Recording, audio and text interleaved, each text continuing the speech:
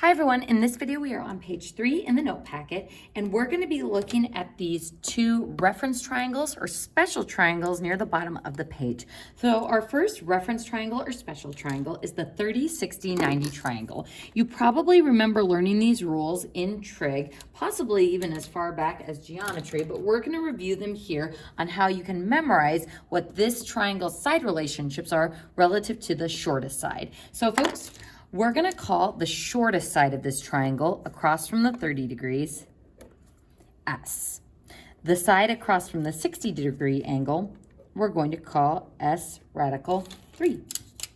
And the side across from the right angle or the hypotenuse will be 2S. So for any 30, 60, 90 triangle, the side relationships will always be related in this way. And what's cool about this is we can actually prove this by using our unit circle. So if I just flip this around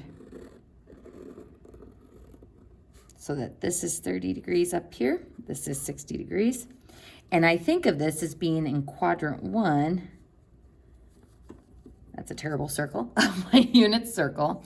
What we can do is use our radius of 1 to figure out what the other sides will be equal to, or the x, y coordinate up here. So if my radius is 1, that means 1 corresponds to 2s. So if 1 equals 2s, then that means s is equal to 1/2.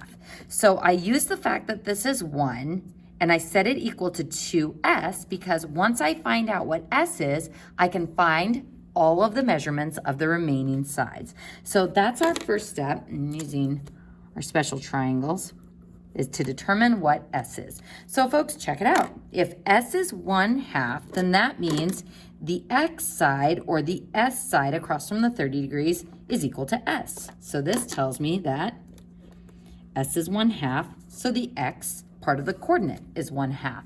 This also tells me that the y part, the side across from the 60-degree angles, corresponds to s radical 3.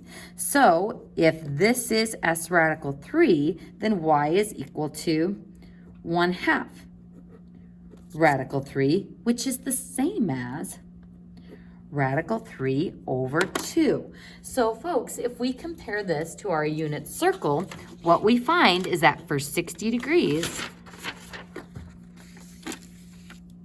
which is right here, for 60 degrees, our x coordinate is indeed 1/2 and our y coordinate is radical 3 over 2.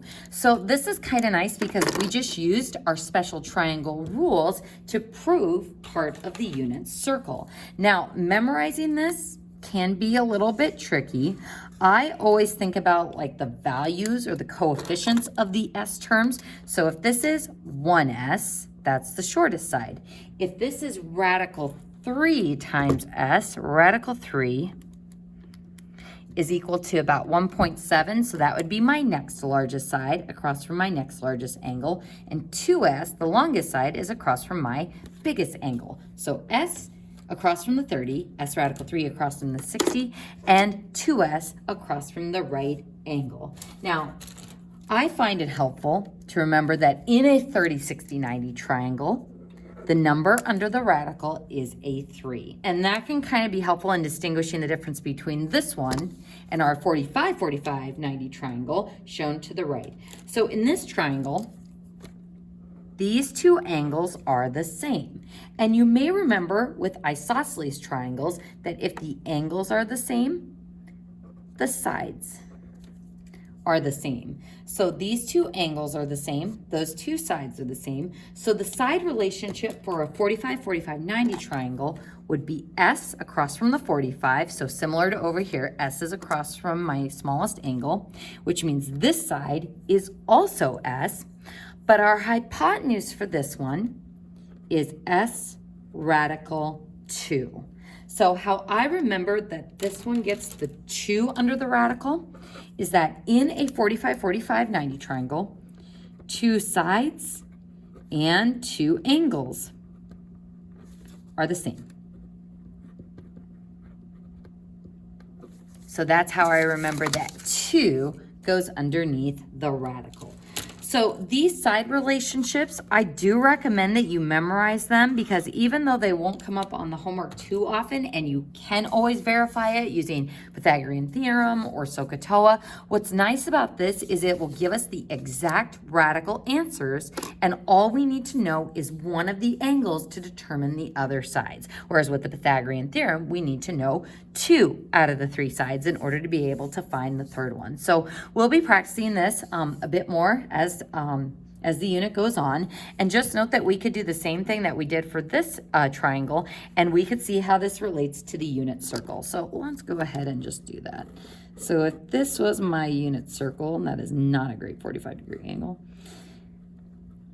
and these were a 45, 45, 90 triangle, then my radius would be equal to 1, and 1 corresponds to S radical 2. So if 1 is equal to S radical 2, then solving for S, we would divide both sides by radical 2. And rationalizing that denominator by multiplying by radical 2 over radical 2, we see that S is equal to rad 2 over 2. And ta-da! What do we find out about our X and Y coordinate of that angle? That this is rad 2 over 2. And this is rad 2 over 2 because they correspond to S, giving us the radius of 1. So folks, you can use the unit circle to prove this triangle, or you can use the triangle to prove the unit circle. All of these things are connected.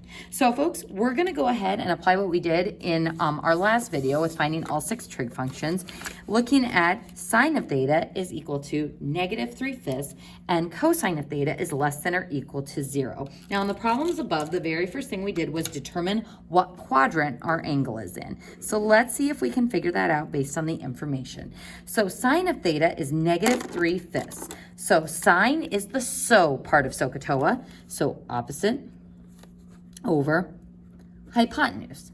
Now the hypotenuse, given that it's the terminal side of the angle, is never going to be negative, so we can assume that that is a +5, and that the negative part of this fraction goes with the opposite side. So what this tells me is that my opposite side is negative. So if sine of theta is negative, it means we have a negative y value. Remember, sine corresponds to y, so our y value is negative. And you'll see once we structure this angle why we know that based on that sign. Now, if cosine of theta is less than or equal to 0, that means my x is negative as well. So if my angle is going to have a negative x and a negative y value, that means I'm going to go backwards and I'm going to go down, which is going to put me in quadrant 3. So I'm going to go ahead and just draw a terminal side there. I'm going to show this as negative x, and then this distance as negative y. Now, again, if you're confused about, well, how do I know that sine of theta corresponds to the y? Folks, if I'm looking at this angle, the opposite side is the y, and the hypotenuse side would be the terminal side. So opposite y over the terminal side, which is going to be the +5. So filling in our missing values, this is our opposite side, which we've determined is -3. This is our hypotenuse side, which is 5.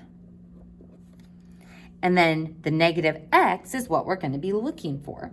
So that's going to be our adjacent side. So folks, how do we find this missing side if we know 2 out of the 3 sides? We're going to use the good old Pythagorean theorem. So I'm going to go ahead and just write that this was a quadrant 3 angle, just because naming the quadrants is important and will help us later in the next unit once we start solving. So let's go ahead and use the Pythagorean theorem. Now remember, for Pythagorean theorem, it's leg squared plus other leg squared is equal to the hypotenuse squared.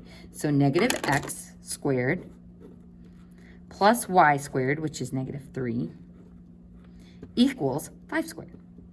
So make sure that you're putting those values in the right places. Sometimes students will always put the missing side as the hypotenuse, but it's the legs or the short sides that make up A and B, and the hypotenuse is always your C value. So this gives me +x squared plus 9 equals 25. So x squared equals 16 square root square root.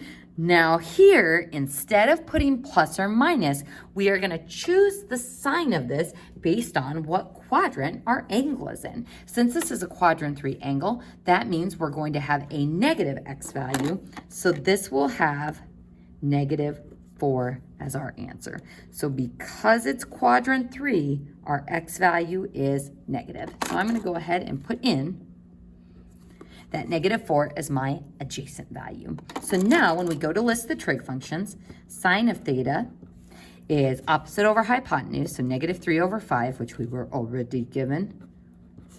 Cosine of theta is adjacent over hypotenuse, so negative 4 over 5. And then tangent of theta is TOA, or opposite over adjacent, so negative 3 over negative 4. Are we going to leave our answer like that? No! Make sure you always reduce, and a negative over a negative will always equal a positive. So those are my 3 main trig functions. Next, we're going to find the reciprocal trig functions, and make sure that you start memorizing those 3-letter abbreviations for each of the reciprocal trig functions as well. So the reciprocal of sine is cosecant. So cosecant of theta is equal to the reciprocal, negative 5/3.